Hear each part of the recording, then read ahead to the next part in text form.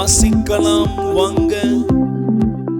Samuel ஆகமம் முதல் நூல், அதிகாரம் 9.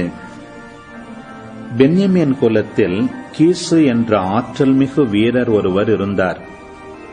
அவர் பென்யமீனியன் அபியாவுக்கு பிறந்த பெத்கோராத்தின் மகனான செரோரின் மகன் அபியேலுக்கு பிறந்தவர். அவருக்கு சவுல் என்ற ஓர் இளமையும் அழகும் கொண்ட மகன் இருந்தார். இஸ்ரவேலின் புதல்வருள் அவரை விட அழகு வாய்ந்தவர் எவரும் இலர். மற்ற அனைவரையும் விட அவர் உயரமானவர். மற்ற அனைவரும் அவர் தோள் உயரமே இருந்தனர். சவுலின் தந்தை கீசின் கழுதைகள் காணாமற் போயின. கீசு தம் மகன் சவுலை அழைத்து, பணியாளன் ஒருவனை உன்னோடு கூட்டிக் கொண்டு கழுதைகளை தேடிப்போ என்றார். அவர் எப்ராயிம் மலை நாட்டையும் சாலிசா பகுதியையும் கடந்து சென்றார். அவற்றை காணவில்லை. சாலிம் நாட்டு வழியே சென்றார். அங்கும் அவை இல்லை. பென்யமீன் நாட்டை கடந்து சென்றார். அங்கும் அவை தென்படவில்லை. பிறகு அவர்கள் சூபு நாட்டுக்கு வந்தபோது சவுல் தம் பணியாளரிடம், வா, நாம் திரும்பிச் செல்வோம். ஏனெனில் என் தந்தை கழுதைகளை மறந்துவிட்டு நம்மை பற்றி கவலை கொள்வார். அதற்கு பணியாள், இதோ இந்நகரிலே கடவுளின் அடியவர் ஒருவர் இருக்கிறார். அவர் பெருமதிப்புக்குரியவர். அவர் சொல்வதெல்லாம் அப்படியே நிகழ்கிறது. ஆகவே நாம் அங்கே செல்வோம். ஒருவேளை நாம் செல்ல வேண்டிய வழி எதுவென்று அவர் நமக்கு எடுத்துரைப்பார் என்றான். சவுல் தம் பணியாளிடம், சரி, செல்வோம். ஆனால் அவருக்கு நாம் என்ன கொடுப்போம்? ஏனெனில் நம் பைகளில் இருந்த அப்பம் தீர்ந்துவிட்டது. கடவுளின் அடியவருக்கு அன்பளிப்பு தர எதுவும் இல்லையே, என்ன செய்வோம் என்றார். பணியாள் சவுலை நோக்கி, இதோ என் கையில் இன்னும் 3 கிராம் அளவுள்ள வெள்ளி இருக்கிறது. இதை கடவுளின் அடியாருக்கு தருவேன். அவர் நம் வழியை நமக்கு எடுத்துரைப்பார் என்றான். அக்காலத்தில் இஸ்ரவேலில் கடவுளின் திருவுளத்தை நாடிச் செல்வோர், வாருங்கள், திருக்காட்சியாளரிடம் செல்வோம் என்பர். ஏனெனில் இன்றைய இறைவாக்கினர் அன்று திருக்காட்சியாளர் என்று அழைக்கப்பட்டார். சவுல் தம் பணியாளிடம், நீ சொன்னது சரியே, வா, செல்வோம் என்றார். அவர்கள் கடவுளின் அடியவர் இருந்த நகருக்குள் சென்றனர். அவர்கள் நகரின் மேட்டில் ஏறிக்கொண்டிருந்த போது இளம் பெண்கள் தண்ணீர் எடுத்து வருவதைக் கண்டு அவர்களிடம், திருக்காட்சியாளர் இங்கே இருக்கிறாரா என்று கேட்டனர். அதற்கு அவர்கள், ஆம், உங்களுக்கு முன்பே வந்துவிட்டார். விரைந்து செல்லுங்கள். இன்று அவர் நகருக்குள் வந்துள்ளார். இன்று தொழுகை மேட்டில் மக்களுக்காக பலி செலுத்தப்படுகிறது. நீங்கள் நகருக்குள் நுழையும் போது உண்பதற்காக அவர் தொழுகை மேட்டுக்கு ஏறிச் செல்வதற்கு முன்பே அவரை நீங்கள் காண்பீர்கள். ஏனெனில் அவர் சென்று பலிக்கு ஆசி வழங்கும் வரை மக்கள் உண்ணமாட்டார்கள். பிறகுதான் அழைக்கப்பட்டோர் உண்பர். உடனே சென்றால் இப்போதே நீங்கள் அவரை காணலாம் என்றனர். அவ்வாறே அவர்கள் நகருக்குள் சென்றார்கள். அவர்கள் நகரின் மையத்திற்கு சென்று கொண்டிருந்த போது தொழுகை மேட்டுக்கு வந்து கொண்டிருந்த சாமுவேல் அவர்களுக்கு எதிரே வந்தார். சவுல் வருவதற்கு ஒரு நாளுக்கு முன்பே சாமுவேல் செவியில் விழும்படி ஆண்டவர் வெளிப்படுத்தியிருந்தது. நாளை இந்நேரம் பென்யமீன் நாட்டினன் ஒருவனை உன்னிடம் அனுப்புவேன். என் மக்களான இஸ்ரவேலின் தலைவனாக அவனை நீ திருப்பொழிவு செய். பெலிஸ்தியரின் கையினின்று அவன் என் மக்களை விடுவிப்பான். என் மக்களை நான் கண்ணோக்கினேன். அவர்களின் கூக்குரல் என்னிடம் வந்துள்ளது. சாமுவேல் சவுலை கண்டதும் ஆண்டவர் அவரிடம், இதோ நான் உனக்கு சொன்ன மனிதன். இவனே என் மக்கள் மீது ஆட்சி புரிவான் என்றார். சவுல் வாயிலின் நடுவே சாமுவேலை நெருங்கி, திருக்காட்சியாளரின் வீடு எங்கே? தயை கூர்ந்து சொல்லும் என்று கேட்டார். சாமுவேல் சவுலுக்கு கூறியது, நானே திருக்காட்சியாளன், எனக்கு முன்பாக தொழுகை மேட்டுக்குச் செல். இன்று நீ என்னோடு உண்ண வேண்டும். உன் உள்ளத்தில் இருப்பது அனைத்தையும் நாளை காலையில் நான் உனக்கு எடுத்துரைத்து உன்னை அனுப்பிவிடுகிறேன். 3 நாளுக்கு முன் காணாமற் போன கழுதைகளை பற்றி கவலைப்பட வேண்டாம், ஏனெனில் அவை அகப்பட்டுவிட்டன. இஸ்ரவேலின் முழு விருப்பமும் யார் மீது? உன் மீதும் உன் தந்தையின் வீட்டார் அனைவர் மீதும் அன்றோ? சவுல் மறுமொழியாக கூறியது, இஸ்ரவேலில் மிகச் சிறிதான பென்யமீன் குலத்தை சார்ந்தவனன்றோ நான்? பென்யமீன் குலத்தில் அனைத்து குடும்பங்களிலும் என்னுடையது மிகச் சிறிதன்றோ?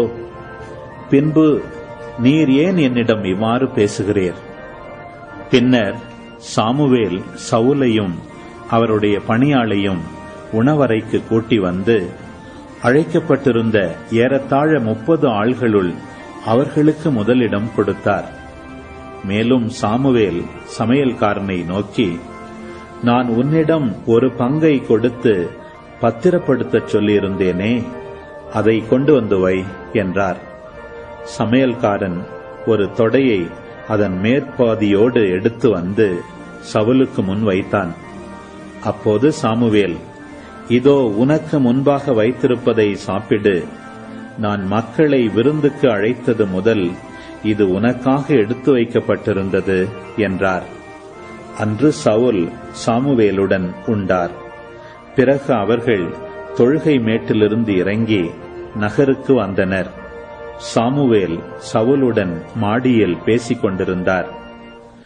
அவர்கள் வைகரையில் துயில் எழுந்தனர். சாமுவேல் மாடியில் இருந்த சவுலை அழைத்து, எழுந்திரு, நான் உன்னை அனுப்பிவிடுகிறேன் என்றார். சவுல் எழுந்தார். பின் அவரும் சாமுவேலும் இருவருமாக வெளியே சென்றனர். அவர்கள் நகரின் எல்லை வரை வந்தபோது சாமுவேல் சவுலை நோக்கி, பணியாளை நமக்கு முன் நடந்து போகச் சொல் என்றார். அவ்வாறே அவனும் முன்னே நடந்து சென்றான். அப்பொழுது சாமுவேல் சவுலிடம், நீ சற்று நில், கடவுளின் வார்த்தையை நான் உனக்கு தெரிவிக்க வேண்டும் என்றார். சாமுவேல் ஆகமம் முதல் நூல் அதிகாரம் 10. அப்போது சாமுவேல் தைலக்குப்பியை எடுத்து அவர் தலைமீது வார்த்து அவரை முத்தமிட்டு கூறியது, ஆண்டவர் தம் உரிமை சொத்துக்கு தலைவனாக இருக்கும்படி உன்னை திருப்பொழிவு செய்துள்ளார் அன்றோ? இன்று நீ என்னை விட்டு செல்லும்போது பென்யமீன் எல்லையாம் செல்குவில் ராக்கேலின் கல்லறை அருகே 2 மனிதரை காண்பாய். அவர்கள் உன்னிடம், நீங்கள் தேடிப்போன கழுதைகள் அகப்பட்டுவிட்டன, இதோ உன் தந்தை தம் கழுதைகளை பற்றி கவலையை விட்டு உனக்காக ஏங்கி என் மகனுக்காக என் செய்வேன் என்று கூறிக்கொண்டிருக்கிறார் என்று சொல்வார்கள். நீ அங்கிருந்து மேலும் கடந்து சென்று தாபோரில் உள்ள கருவாலி மரத்தை அடைவாய். அங்கு கடவுளை வழிபட பெத்தேலுக்கு செல்லும் 3 மனிதர்கள் உன்னை சந்திப்பார்கள். ஒருவன் 3 ஆட்டுக்குட்டிகளையும், இன்னொருவன் 3 அப்பங்களையும், வேறொருவன் ஒரு தோற்பை திராட்சை ரசத்தையும் கொண்டிருப்பார்கள். அவர்கள் உன் நலம் கேட்டு உன்னிடம் 2 அப்பங்களை தர அவர்கள் கைகளினின்று நீயும் பெற்றுக்கொள்வாய். அதன் பிறகு பெலிஸ்தியரின் எல்லை காவல் இருக்கும் கடவுளின் மலைக்குச் செல்வாய். அங்கு நகருக்குள் நுழையும் போது தொழுகை மேட்டிலிருந்து இறங்கி வரும் ஓர் இறைவாக்கினர் குழுவை சந்திப்பாய். அவர்களுக்கு முன்பாக யாழும் மேளமும் நாதசுரமும் சுரமண்டலமும் செல்லும். அவர்கள் பரவசமடைந்து பேசுவர். பிறகு ஆண்டவரின் ஆவி உன்மேல் வலிமையோடு வரும். நீயும் அவர்களோடு பரவசமடைந்து பேசுவாய். நீயும் வேறு மனிதனாய் மாற்றப்படுவாய்.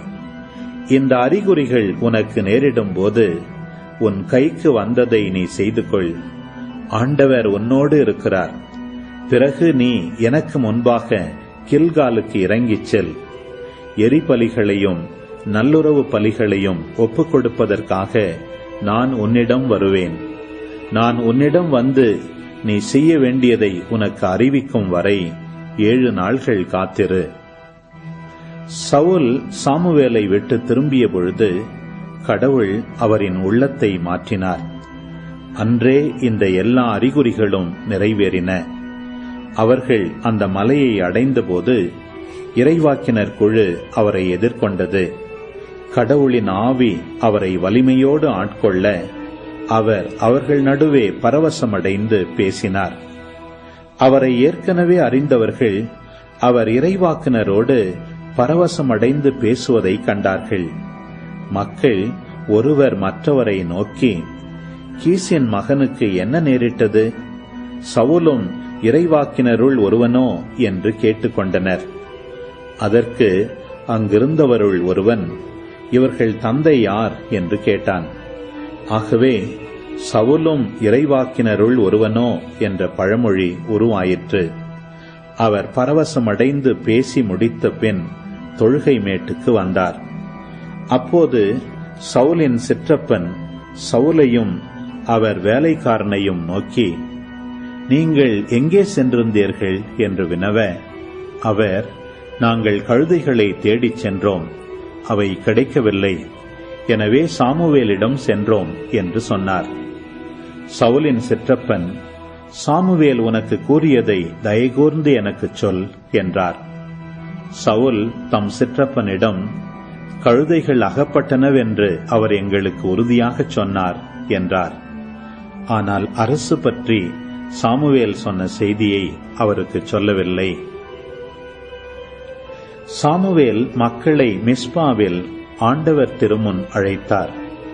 பின்னர் அவர் இஸ்ரேல் மக்களை நோக்கி கூறியது, இஸ்ரேலின் கடவுளாகிய ஆண்டவர் இவ்வாறு கூறுகிறார், நான் இஸ்ரேலை எகிப்தினின்று கொண்டு வந்தேன். எகிப்தியர் கையினின்றும் உங்களை துன்புறுத்திய அனைத்து அரசுகளின் கைகளினின்றும் நான் உங்களை விடுவித்தேன். நீங்களோ உங்கள் துன்ப துயரங்களில் உங்களுக்கு மீட்பராக இருந்த கடவுளை இன்று புறக்கணித்துவிட்டு எங்கள் மீது ஓர் அரசனை ஏற்படுத்தும் என்று அவரிடம் கேட்கிறீர்கள். ஆகவே உங்கள் குலங்கள் வாரியாகவும் குடும்பங்கள் வாரியாகவும் ஆண்டவர் திருமுன் வந்து நில்லுங்கள். பிறகு சாமுவேல் அனைத்து இஸ்ரேல் குலங்களையும் ஒருங்கே கொண்டு வர பென்யமீன் குலத்தின் மீது சீட்டு விழுந்தது. பென்யமீன் குலத்தை அதன் குடும்பங்கள் வாரியாக ஒருங்கே கொண்டு வர மதிரி குடும்பத்தின் மீதும் பிறகு கீசின் மகன் சவுலின் மீதும் சீட்டு விழுந்தது. அவரை தேடிய போது அவரை காணவில்லை.